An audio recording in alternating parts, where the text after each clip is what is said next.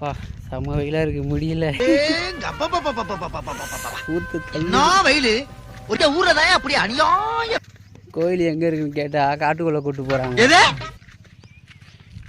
எந்த இடம் என்ன எனக்கு பேர் கூட தெரில. ஏதோ திருப்பூர்வரம். திருப்பூர் வந்துட்டேன். ஓகே, திருப்பூர் உள்ள ஏதோ திருச்சேரி, அப்புறம்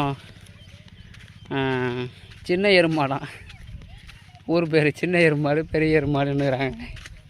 ஒன்றுமே புரியல.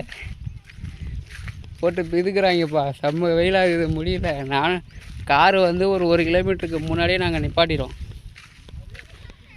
அங்கேருந்து உள்ளே வர முடியல சொல்லிட்டு நாங்கள் வயலில் நடந்து போயிட்டுருக்கோம். இன்னும் அந்த கோயிலை பார்க்கவே இல்லை.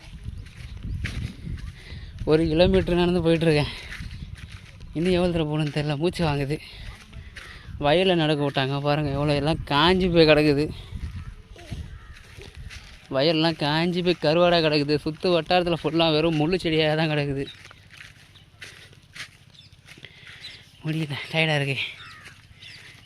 கோயிலுக்கிட்ட போனதுக்கப்புறம் இன்னொரு வீடியோ போடுறேன். பாய். செம்ம வெயிலாக இருக்குது. கோயிலுக்கிட்ட வந்துட்டோம்.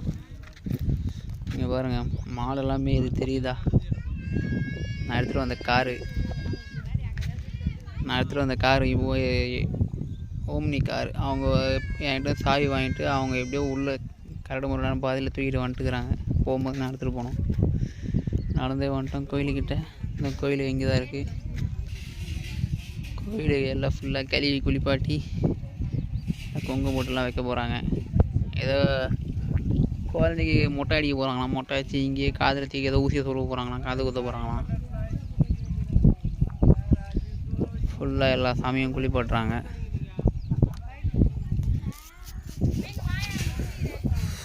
முடியல, செம்ம வெயிலாக இருக்குது.